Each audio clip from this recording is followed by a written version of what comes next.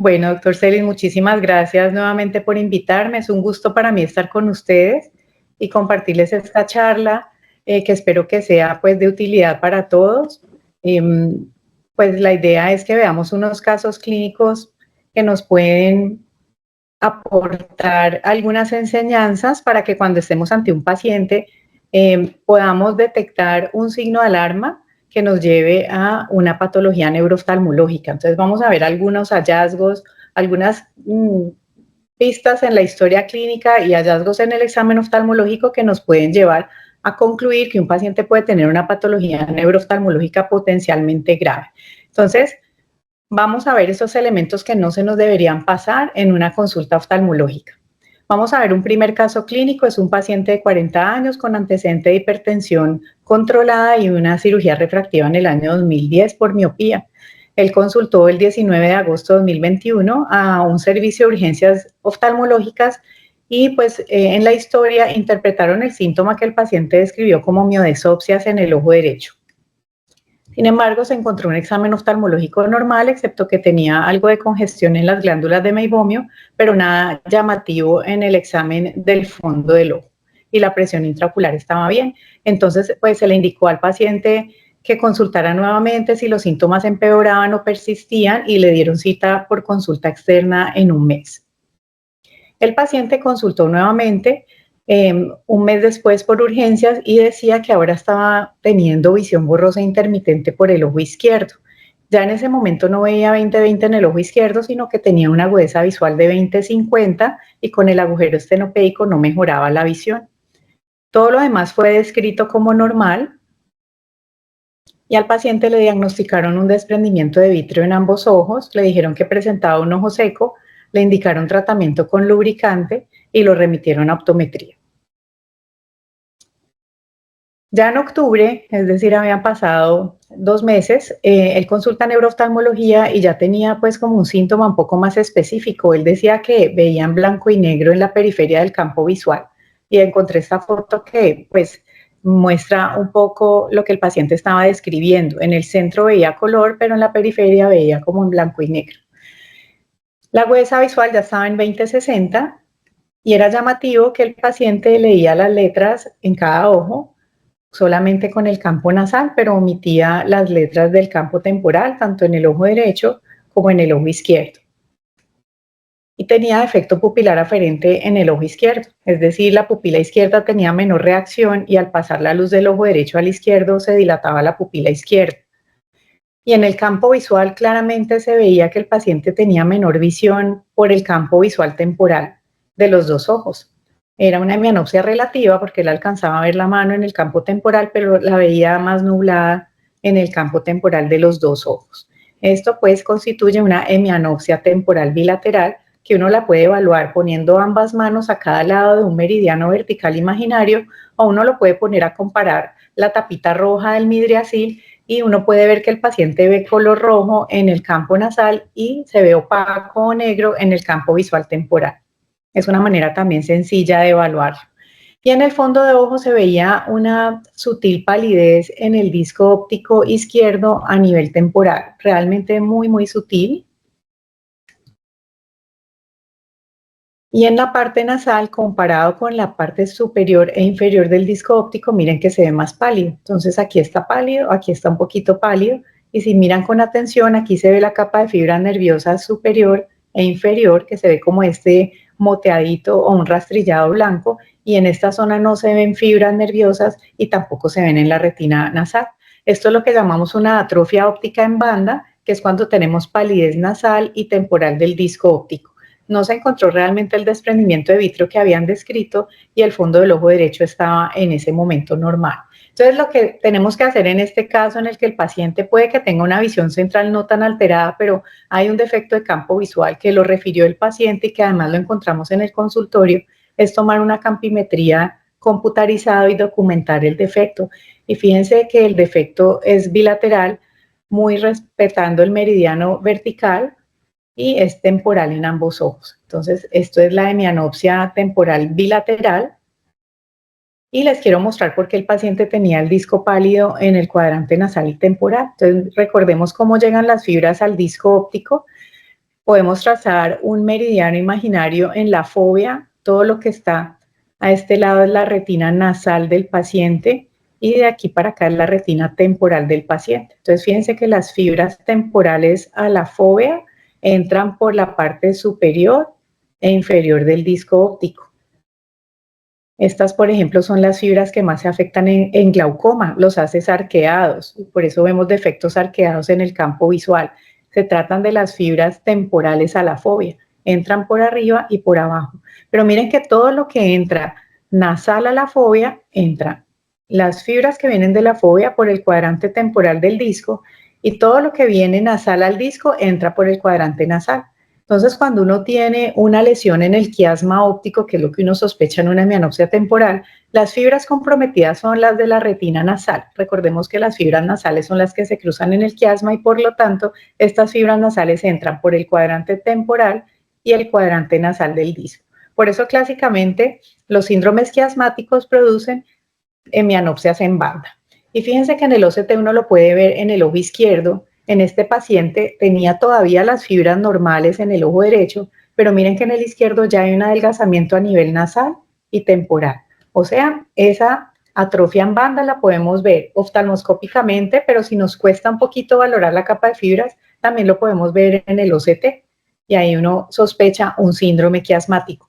Y a nivel de las células ganglionares, lo primero que se van a comprometer son las células ganglionares del área nasal, que aquí en el ojo izquierdo pues ya se notan comprometidas y en el ojo derecho pues en esta parte no se ven comprometidas, pero miren que en la gráfica de arriba ya está comenzando un adelgazamiento leve de las células ganglionares nasales.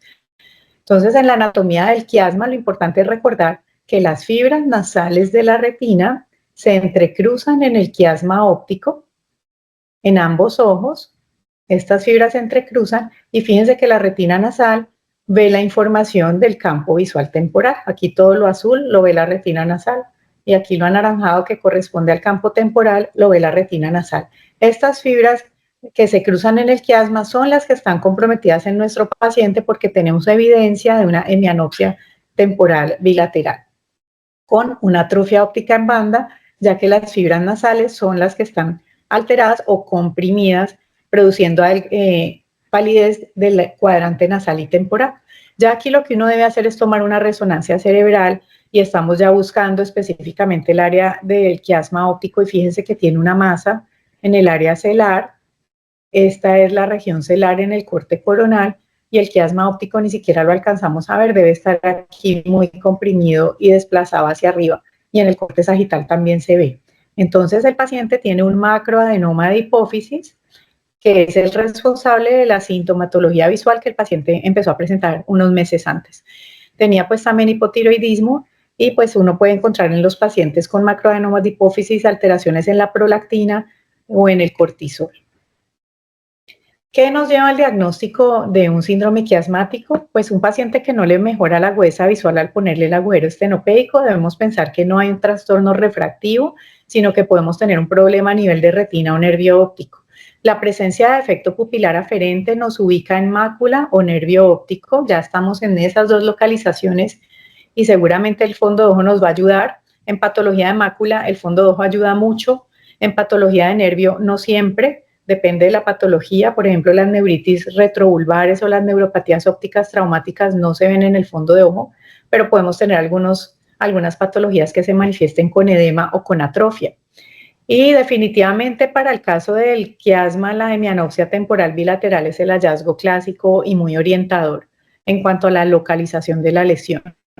La atrofia óptica en banda, como les decía, pues puede también ubicarnos, pero si uno ve el paciente en estadios tempranos, podemos no ver la atrofia y ya con un defecto temporal del campo ya hacemos el diagnóstico de un síndrome quiasmático, así no tengamos cambios en el fondo de ojo. Entonces, la hemianopsia temporal se caracteriza porque respeta el meridiano vertical y nos está indicando compromiso de las fibras nasales de la retina. Entonces, nuestro diagnóstico puede ser síndrome quiasmático y esto nos soporta pedir una resonancia cerebral. De ahí pasa el paciente a manos del neurocirujano, quien define pues la conducta quirúrgica. Ese es el primer caso clínico. El segundo es una mujer de 61 años que es hipertensa, tiene dislipidemia y consulta porque hace 15 días empezó a ver borroso por el ojo izquierdo. Su agudeza visual en el ojo derecho es 20/20 y en el izquierdo veía 20/50, sin hallazgos importantes en la biomicroscopía ni en el fondo de ojo, con una presión intraocular normal, y el oftalmólogo le diagnostica un defecto refractivo, la manda a optometría y le pide un OCT de mácula.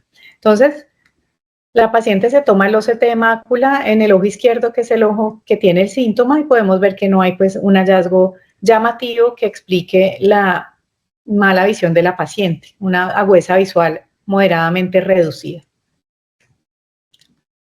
Entonces acude a neurooftalmología y se encuentra que la paciente pues ya está refiriendo que hace un mes y medio, ya en el interrogatorio un poco más detallado, ella dice que lo que ella ve es un escotoma central y a nivel nasal desde hace un mes y medio en el ojo izquierdo, y ya en este momento miren la agudeza visual, que había estado días antes en 20/50, ahora se encuentra en cuentadedos, o sea que hay una pérdida de la visión rápidamente progresiva.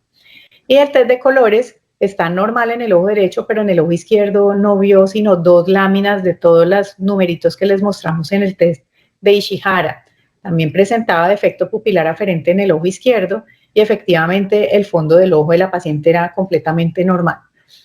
No tengo foto del fondo de ojo, pero esta es la fotico que aparece en el OCT y miren que el nervio óptico no se le ven hallazgos ni de edema ni tampoco de atrofia óptica. Y el campo visual mostraba en el ojo izquierdo, nosotros en neurooftalmología ponemos o representamos los campos visuales poniendo el ojo derecho aquí y el ojo izquierdo acá. De pronto que eso no los vaya a confundir porque a veces los glaucomatólogos los ponen al revés en las diapositivas. Este es el ojo izquierdo, que es el ojo del síntoma, y fíjense que tiene un defecto nasal bastante demarcado, ¿no? Tanto superior como inferior. Y era claramente lo que la paciente refería, un escotoma en el centro y a nivel nasal. El ojo izquierdo estaba normal. Entonces, cuando tenemos defectos visuales en un solo ojo, en el campo, uno piensa en patología prequiasmática, ¿sí? Todo lo que está en el quiasma y detrás del quiasma se va a representar en el campo visual de los dos ojos. Lo que es anterior al quiasma se va a manifestar solamente en un ojo. La tomografía de nervio óptico mostraba un grosor de capa de fibras nerviosas pues muy parecido en ambos ojos, y tal vez unas 5 micras menor en el ojo izquierdo, pero nada llamativo, no tenía unos defectos sectoriales de adelgazamiento en la capa de fibras, solamente a las 9, meridiano de las 9, y las células ganglionares se ven completamente normales en los dos ojos. Pero en el potencial visual evocado se veía que en el ojo derecho había una prolongación en la latencia de la onda P100. La onda P100 es la primera onda positiva que vemos después de que al paciente se le ha mostrado el estímulo visual, y se llama P100 porque aparece alrededor de los 100 milisegundos. Esta onda está un poco retardada en el ojo izquierdo. Los dos valores superiores son del ojo derecho y los dos inferiores son del ojo izquierdo, y la onda aparece alrededor de los 127, 130 milisegundos en el ojo izquierdo, es un poquito más retardada. Y si vemos en la segunda fase del examen, mire que la morfología de la onda se ve más chiquita en el ojo izquierdo. Quiere decir que la amplitud o el voltaje con que llega la información a la corteza visual es menor en el ojo izquierdo, es de alrededor de 9 en el ojo derecho y 2.3 a 2.9 en el ojo izquierdo. O sea que la paciente tenía un compromiso del potencial visual evocado del ojo izquierdo por prolongación de la latencia de la onda P100, es decir, el estímulo se demoraba más tiempo en llegar a la corteza visual comparado con el ojo derecho, y ese estímulo era de menor amplitud o menor voltaje, eso se mide en microvoltios, en el ojo izquierdo comparado con el ojo derecho. Esto pues nos ubica también en el nervio óptico y es como lo que uno espera encontrar en un paciente que tiene el defecto pupilar aferente y un defecto de campo visual como el que vimos.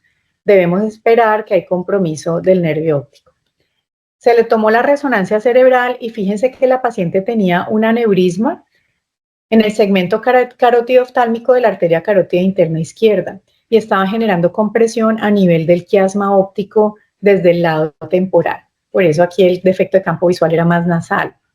O sea que justo en el sitio donde el nervio se une con el quiasma, ahí se estaba comprimiendo ese nervio óptico izquierdo por este aneurisma. Entonces vemos aquí que la paciente lo que tenía era una disminución visual por una neuropatía óptica compresiva izquierda, y se remite pues urgente a neurocirugía. Y fíjense que a la paciente la operaron el 12 de octubre de 2021, muy rápido, y la agudeza visual que estaba en cuentadedos el día que yo la vi, llega con una agudeza visual de 20/30 y un test de colores completamente recuperado. Entonces, si una compresión del nervio óptico se trata a tiempo, uno puede esperar una recuperación total de la visión, del campo visual, y evitamos la atrofia óptica que ya produciría una pérdida visual irreversible. Entonces, en las neuropatías compresivas, el tiempo de evolución es lo más importante para el pronóstico del paciente. Entonces, fíjense que los elementos claves en el diagnóstico de esta paciente fue que tenía una agudeza visual reducida, sumada a una alteración en el test de colores y la presencia de defecto pupilar aferente en ese ojo. Entonces, esos tres elementos nos hacen pensar en patología del nervio óptico. Entonces, ¿qué pasa con el fondo de ojo? Cuando uno tiene una neuropatía óptica, uno puede tener tres opciones. O tiene un fondo de ojo normal, o tiene un edema de disco, o tiene atrofia óptica. Cuando el paciente tiene un fondo de ojo normal, pero hay evidencia de neuropatía óptica, uno piensa si es agudo en una neuritis retrovulvar, o uno puede pensar en una neuropatía óptica isquémica posterior, o uno puede pensar en una neuropatía compresiva de reciente aparición porque todavía no tiene atrofia óptica. Entonces, miren que estos dos diagnósticos diferenciales son muy importantes en un paciente que pierde visión y que tiene fondo de ojo normal. Lo retrovulvar significa que no voy a ver nada en la cabeza del disco óptico. En este paciente, este defecto de campo visual nasal era muy orientador y finalmente se encontró la lesión a nivel de la unión del nervio óptico con el quiasma óptico y se concluyó que era una neuropatía óptica compresiva, o sea que estos pacientes ameritan resonancia cerebral para aclarar el diagnóstico. Bueno, y el último caso es una mujer de 42 años. Su único antecedente es una cirugía refractiva por miopía y ella veía 20/20 hasta febrero de 2015 cuando la vio su oftalmóloga tratante, que la había visto toda la vida y le había hecho la cirugía refractiva. El 31 de agosto de 2015, es decir, pocos meses después, unos 5 meses después de esa consulta, ella empezó a referir que llevaba 2 meses viendo mal por el ojo derecho, sin dolor ocular. Entonces, la disminución visual había comenzado hacía 2 meses y estaba viendo cuentadedos. En el ojo izquierdo veía 20/25, no veía ninguna de las láminas del test de colores en el ojo derecho y en el ojo izquierdo estaba normal. En el campo visual, con las manos se encontraba un escotoma central y era normal en el ojo izquierdo. Tenía un defecto pupilar aferente muy marcado en el ojo derecho, que era el ojo de la disminución visual. Este es el fondo de ojo de la paciente. Entonces, fíjense que uno mira el fondo de ojo y como que de entrada no le ve nada en particular, pero si miramos con más detalle, uno puede ver que el anillo temporal de este disco es un poquito más pálido si lo comparamos con el anillo temporal del ojo izquierdo. Entonces, aquí tenemos una palidez del disco derecho y tenemos una reducción en la capa de fibras. Fíjense que uno aquí puede ver un poquito el rastrillado de la capa de fibras nerviosas, pero en este sector se ve un espacio sin fibras. Y si miramos en el ojo izquierdo, miren que también aquí vemos este espacio sin capa de fibras nerviosas. O sea que aunque había hallazgos más que todo en el ojo derecho, el izquierdo ya comenzaba a tener un poquito de pérdida de la capa de fibras sin cambios en el color del disco óptico todavía. Entonces, una paciente que consulta por un cuadro de disminución visual con defecto pupilar aferente y pérdida de la visión de color, nuevamente estamos ubicados en patología de nervio óptico. Estos son los tres elementos claves. Haya o no haya dolor ocular, debemos considerar patología de nervio y uno debe tomar una resonancia cerebral.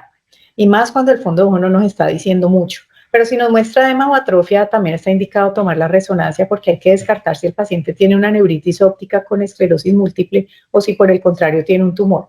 Y esta paciente, pues lo que tenía era un meningioma frontal, miren lo extenso. Este meningioma debía tener ya muchos años, pero cuando empezó a comprimir la vía visual fue que la paciente notó el compromiso de la visión. Es un meningioma frontal que se metía al etmoides y se metía también al canal óptico, y esto era lo que hacía el compromiso más que todo el ojo derecho. También se metía al seno cavernoso izquierdo y estaba comprometiendo ya de manera parcial el nervio óptico del lado izquierdo. Miren el campo visual. Tenía un compromiso en ambos ojos, en uno más periférico, en el otro más central, pero definitivamente la patología era bilateral, solo que más llamativa para la paciente en el ojo derecho. Miren lo que pasó con el tiempo, ¿no? Esta paciente pues fue llevada a cirugía, pero estos meningiomas por llevar tanto tiempo casi siempre dejan atrofia del nervio. Este fue el fondo ojo inicial con la atrofia temporal del ojo derecho, sin cambios llamativos en el izquierdo, excepto la pérdida de capa de fibras, pero miren a los meses ya uno ve una palidez del disco óptico en ambos lados. O sea que se produjo una atrofia óptica bilateral secundaria a un meningioma frontal compresivo a la vía visual. Y el OCT pues muestra lo mismo, ¿no? La pérdida en la capa de fibras nerviosas mayor en el ojo derecho y la pérdida en las células ganglionares en ambos ojos. Esto hace pues que el paciente tenga una recuperación visual parcial o nula. Si uno ya ve un fondo de ojo pálido con una capa de fibras y unas células ganglionares reducidas, lo que uno espera de recuperación visual realmente es muy poquito si es que existe alguna recuperación. Ese era un caso de un meningioma frontal, pero también podemos tener meningiomas en la vaina del nervio óptico y les quería resaltar en los meningiomas de la vaina del nervio óptico que el paciente casi siempre se presenta con edema de disco. Entonces miren que aquí uno ve este nervio derecho más grueso comparado con el izquierdo y estos pacientes tienen hiperintensidad de la vaina del nervio, que es lo que vemos aquí blanco rodeando el nervio óptico, y compárenlo con el lado izquierdo donde no se ve ese hallazgo. Y aquí pues tenemos el edema de disco y este vasito que se llama vaso óptico ciliar, que es un vaso que sale de la circulación central, pero se mete por el borde del disco hacia la circulación coroidea. Estos vasos ópticos ciliares son altamente sugestivos de meningiomas de la vaina del nervio óptico, aunque no exclusivos. También los podemos ver en papilemas crónicos y en pacientes que han tenido oclusión de la vena central de la retina. Pero si estamos viendo al paciente con un edema exclusivo sin ver cambios en la retina, pues vamos a pensar más en una lesión del nervio óptico.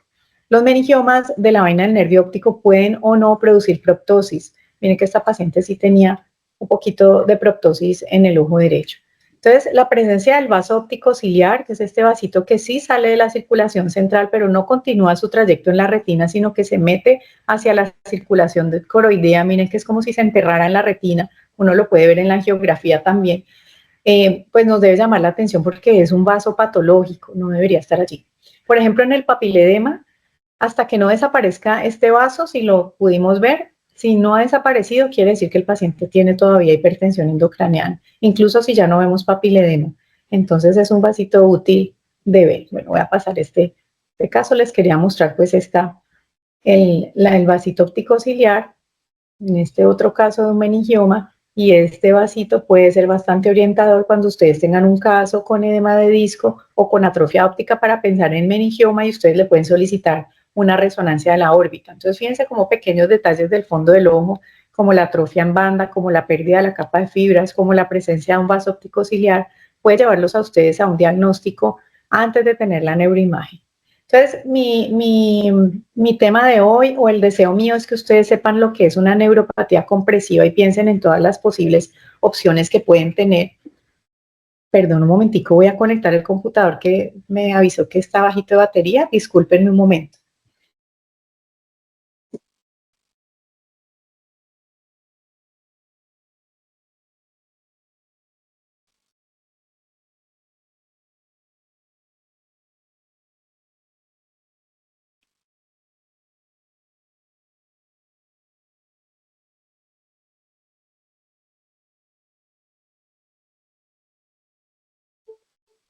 Ya, qué pena. Pero le sirvió para leer la diapositiva. Allí pues lo que podemos ver es que podemos tener distintas etiologías de compresión del nervio, desde las enfermedades inflamatorias, donde pues les quiero recordar que la enfermedad ocular tiroidea podría ser una causa de compresión del nervio, o las enfermedades inflamatorias de la órbita que se parecen a la enfermedad ocular tiroidea pero son dolorosas. En ambas hay limitación del movimiento ocular y pues las lesiones vasculares, los tumores que pueden ser benignos o malignos de muchos tipos, pero podríamos resaltar que los más frecuentes que vemos en neurooftalmología son los meningiomas, los adenomas de hipófisis, los craneofaringiomas y en los niños que tienen neurofibromatosis, los gliomas de nervio óptico o de quiasma y pues los traumas que también podrían generar en algún momento contacto del nervio óptico por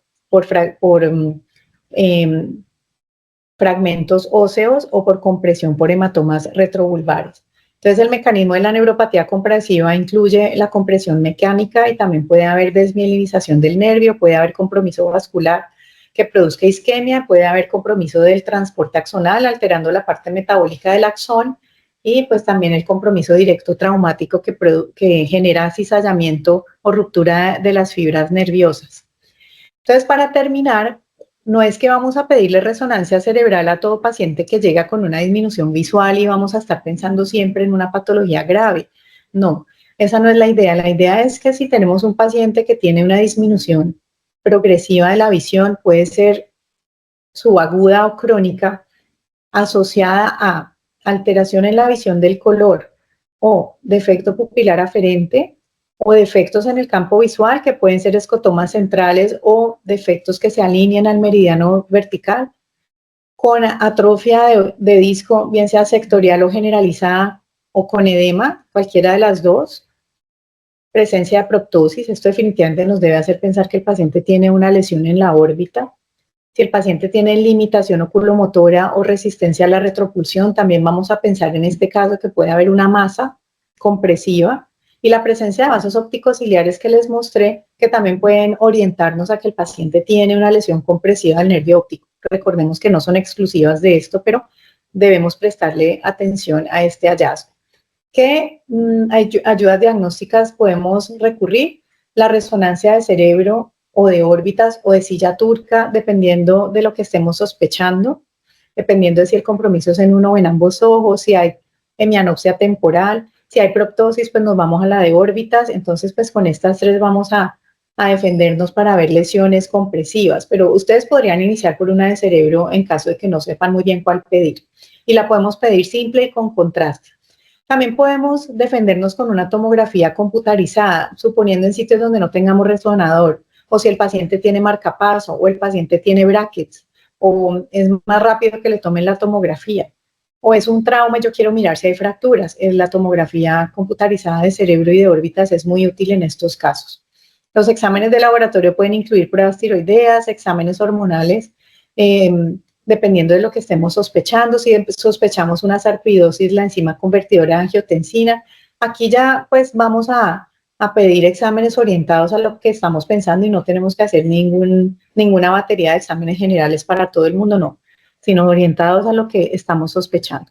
Si no tenemos ninguna sospecha en particular, pues podemos recurrir también a medicina interna o a endocrinología. Si estamos pensando que es algo metastásico por la edad del paciente, porque ha perdido peso, porque tiene algún antecedente neoplásico de malignidad, por ejemplo, sea de mama o de próstata, pues uno puede recurrir también a estudios de extensión, ¿no? Preguntarle al paciente cuándo se hizo mamografía, el estudio de la próstata, si hay necesidad de radiografía de tórax porque es un fumador crónico. A veces hay que pedir endoscopias digestivas o citología cervicovaginal, por lo menos averiguar cuándo se hizo el paciente los últimos estudios de screening para sea de mama y de cervix. Y si no queremos pedir todo esto, lo mandamos a su médico de cabecera que le tomen estos estudios, pero es importante revisar también si el paciente pudiera tener una posible malignidad. Entonces, para concluir, 2020 no significa ausencia de enfermedad. Miren que el primer paciente que vimos llegó con 2020 a la primera consulta oftalmológica, no se le tomó campo visual en ese momento y hubiera sido útil. Entonces, siempre explorar campo visual, pupilas, el test de los colores, todo esto es de utilidad en el estudio de un paciente con una pérdida visual de origen que no encontramos evidente. Las lesiones del nervio óptico afectan la visión cromática, por lo tanto el test de Ishihara, que es bastante sencillo de hacer, nos puede servir. Y el defecto pupilar aferente es un signo muy importante en oftalmología porque es el único objetivo. Fíjense que la agudeza visual y el test de color depende de si el paciente responde bien, si está simulando o si es un niño pequeño, no nos ayuda. Pero la pupila, pues no la puede el paciente manipular y puede ser el único signo que nos oriente. El área de exploración más importante en un paciente que tiene una disminución inexplicable de la visión es el campo visual. Entonces no nos olvidemos, antes de estar pensando en OCT de nervio, OCT de mácula y exámenes muy sofisticados, pidamos un campo visual. En el fondo de ojo podemos ver pequeños detalles que nos pueden orientar al diagnóstico. Y en la patología compresiva de nervio óptico, el pronóstico depende del tiempo que el paciente dure con esa compresión. Por lo tanto, actuar rápido puede cambiar la historia de esa pérdida visual del paciente y a veces también incluso pues evitar un compromiso neurológico o de su vida. Entonces ese era pues el mensaje de hoy. Estoy muy pendiente si tienen alguna pregunta. Con mucho gusto se las puedo responder.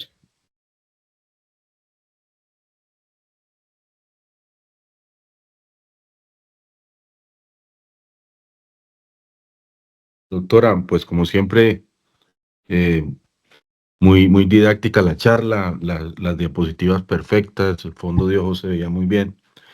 Muy bien, esto sí, yo pues como manejo también el segmento posterior y nosotros tenemos la falencia de la neurooftalmología que no la tenemos como para ofertar allí en el servicio, pues a mí a veces me llegan muchos casos de estos, ¿no? El, el paciente confunde mucho, o es decir, la sintomatología entre miodesopsias, fotopsias. Entonces, a veces el interrogatorio es muy importante en estos casos y no necesariamente, como dice usted, la agudeza visual en el paciente, ¿no? Tuve un caso reciente de una señora que estaba cursando con una ACV y llegó porque veía borroso. No sé si usted en esos casos, pues, yo no sé, yo le dije, no, usted no tiene nada, pero pues usted sí está pasando algo porque le veía la pupila como diferente y algo, pero no estaba como consciente, como verdaderamente, pues con un diagnóstico en el momento y yo le consulté a un neurólogo, ¿sí? Cuando llegó dijo, no, estaba haciendo una CB, enseguida me metieron a urgencias y bueno, hicieron todo el manejo y la señora, pues afortunadamente su visión no la bajó. Yo quería más o menos que usted me contara experiencias con accidentes cerebrovasculares, cómo los maneja y cómo diferencia uno eso, que el paciente todo lo ve como mosquitas, pero la diferencia entre fotopsias y miodesopsias. Sí, bueno, con respecto al evento cerebrovascular, sí, me han llegado varios pacientes cuyo primer síntoma y a veces único síntoma de presentación es la disminución de la visión. Y estos pacientes casi siempre llegan viendo 20/20. Entonces, allí el diagnóstico está nuevamente en el campo visual, porque un paciente que tiene un evento cerebrovascular con compromiso visual es porque se le comprometió la arteria cerebral media o la arteria cerebral posterior y lo que van a hacer ellos es una hemianopsia homónima. Entonces, ahí mismo con el campo visual, que lo hacemos con las manos, a cada lado del meridiano vertical ponemos las manos a cada lado y uno le pregunta al paciente, ¿usted ve las dos manos? ¿Las ve iguales? Y luego se lo ponemos en los cuadrantes inferiores y luego corroboramos con conteo de dedos en los 4 cuadrantes. Uno no tiene que hacer movimientos ni hacer el examen dinámico, uno solo se sienta frente al paciente, lo ponemos a la misma altura de nosotros y le pedimos que se tape un ojo y que mire nuestra nariz y ponemos las manos a cada lado del meridiano. No sé si ahí me alcanzan a ver, pero uno no tiene que abrir las manos lejos, uno las pone aquí porque son los 30 grados centrales los que nos van a dar información de las hemianopsias y las cuadrantanopsias y luego corroboramos con el conteo de dedos. Un paciente que tiene un evento cerebrovascular, si hay síntoma visual, le vamos a encontrar una hemianopsia homónima con una agudeza visual de 20/20 y uno puede tener un fondo ojo perfecto, incluso el test de colores, todo va a estar normal. Y a veces es porque tienen crisis hipertensivas. Entonces a veces el paciente dice, es que yo me desperté un poquito mareado, además me duele la cabeza y estoy viendo mal. Entonces si es un paciente mayor de 50 años, no se queden sin explorar el campo visual porque puede ser un evento cerebrovascular. Yo incluso les tomo la presión en el consultorio y a veces tienen la presión por las nubes y eso ayuda a que uno los dirija rápidamente a urgencias, a que les manejen la presión arterial y les tomen la neuroimagen. Los pacientes con eventos corticales también pueden tener fotopsias, que es el síntoma que el doctor está preguntando. Entonces, ¿cómo nos damos cuenta que una fotopsia puede ser de origen neurológico y no ocular? Porque son bilaterales. Las fotopsias que aparecen en ambos ojos nos indican o nos sugieren origen cortical, no necesariamente patología grave. Puede ser una aura visual migrañosa en un paciente con o sin antecedente de migraña, con o sin dolor de cabeza. Hay pacientes que nunca han tenido migraña y que se presentan sin dolor de cabeza, pero tienen las fotopsias en ambos ojos. Entonces, si el síntoma es pasajero, que dura, digamos, entre 5 minutos y 1 hora y se quita, esto puede sugerir una aura visual. En cambio, las fotopsias que son persistentes, la gente dice, las veo todo el día, las veo a toda hora, las veo de día, las veo de noche, las veo con los ojos abiertos, cerrados. A veces pueden indicar ya una lesión cortical como una malformación arteriovenosa o incluso un tumor o una epilepsia del lóbulo occipital. Entonces, todo depende de la duración y si es intermitente o es constante el síntoma. También hay Una patología que yo creo que antes no la pensábamos, no creo que sea algo nuevo, pero se ha descrito recientemente y que yo cada vez veo más casos, es el síndrome de nieve visual, que son esos pacientes que dicen que todo el día están viendo como cuando el televisor se dañaba, los televisores de antes que se veían como unas chispitas, y ven todo así, todo el panorama está lleno de chispitas, así alcancen a ver, ellos eso les interfiere con la visión y es en los dos ojos y a veces se acompaña de tinnitus y son pacientes casi siempre con mucho estrés, que tienen fibromialgia y pues algunas otras condiciones como emocionales. Ese síndrome de nieve visual no encuentra uno ninguna alteración ni en retina, ni en nervio, ni en cerebro, todo sale normal, pero pues lo comento porque es algo descrito y para decir que no siempre las fotopsias les logramos encontrar la causa y que a veces son pues condiciones crónicas que no tienen tratamiento y que tampoco tienen un origen claro. Y la patología pues, ocular, que ya es el campo del retinólogo, que es cuando el paciente tiene la fotopsia aguda en un solo ojo y pues ese hallazgo sí se hace en el fondo del ojo, pero que a ustedes les llame la atención para algo neurológico cuando es en ambos ojos a la vez.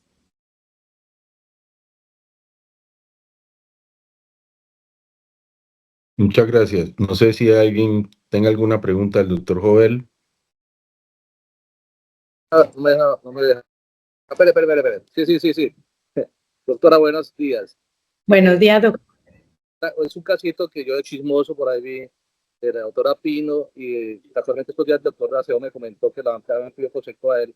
Una paciente que la repito otorrino, porque después de una cirugía de, creo que de sinusitis, algo así, comienza a perder, es una persona, una mujer joven y comienza a perder problemas visuales en un ojito. Y resulta que yo lo único que vi en la resonancia que le hicieron a ella de órbita era que tenía una imagen radiolúcida del nervio óptico retrobulbar. Entonces, eso fue después de una cirugía de sinusitis. Yo creo que no, yo creo, pasa muy frecuente eso. ¿Y qué manejo se puede hacer en ese caso? Porque el neurólogo decía que no había nada. Sí, lógico, el fondo dejó de estar normal, pero el problema era retrobulbar porque sí se le veía en la resonancia el problema del nervio óptico, el cambio de densidad, ¿no? Hay uno que puede hacer para ayudar Sí, al pues paciente.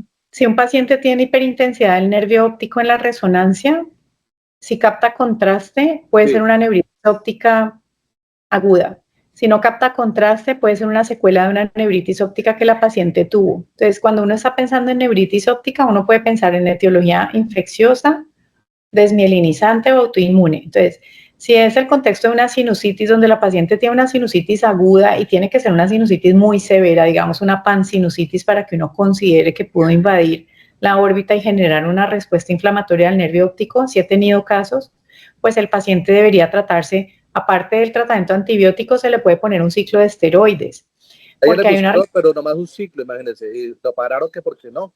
Entonces solamente le pusieron a por poner solo uno, lo que escuché, Sí, ¿no? normalmente lo que nosotros pues sugerimos es unos pulsos de 3 días de 1 gramo de metilprednisolona endovenoso. Si el paciente tiene una sospecha de algo infeccioso, primero se debe empezar el antibiótico y 48 horas después el esteroide. Y uno se puede ayudar también con el hemograma a ver si realmente hay cambios que sugieran algo infeccioso, para ver si hay que tratarlo también desde el punto de vista, pues, digamos, de otorrino con antibiótico. Pero los esteroides se mandarían 3 días, endovenoso 1 gramo, y luego uno puede dejar un ciclo oral de 1 miligramo kilo día por 11 días.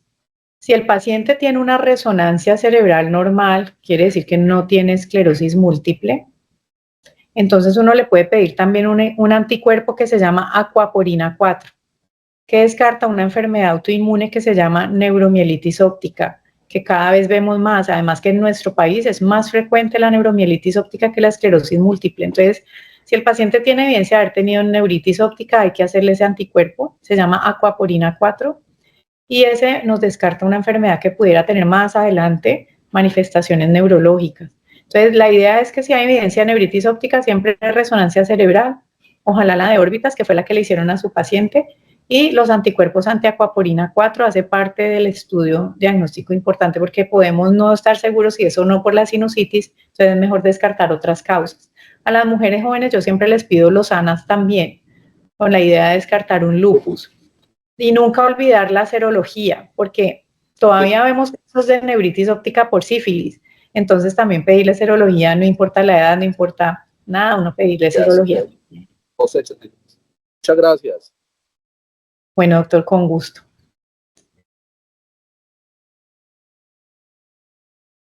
Feli, gracias. Es que la vez pasada me dijo que no lo había dejado preguntar. Entonces, Ah, con razón le dio el turno. sí. Bueno, mi doctora, no sé si hay alguien más que quiera preguntar algo. Bueno, Doctor, acá de manera presencial no tenemos más preguntas. bueno, muy bien. Bueno, solamente recordarles que a los hombres les pueden dar adenomas de hipófisis, ¿no? Que a veces creemos que es una patología de las mujeres y que con la amenorrea y la galactorrea que nos enseñaron en la universidad nos vamos a defender para diagnosticar eso y resulta que los hombres no tienen síntomas sistémicos evidentes. Entonces, pues a los hombres les va muy mal con los adenomas porque nadie los sospecha y las resonancias se toman muy tarde cuando en general el paciente ya tiene cambios de atrofia. Entonces quería pues dejarles como ese mensaje de que no lo olvidemos en hombres y en mujeres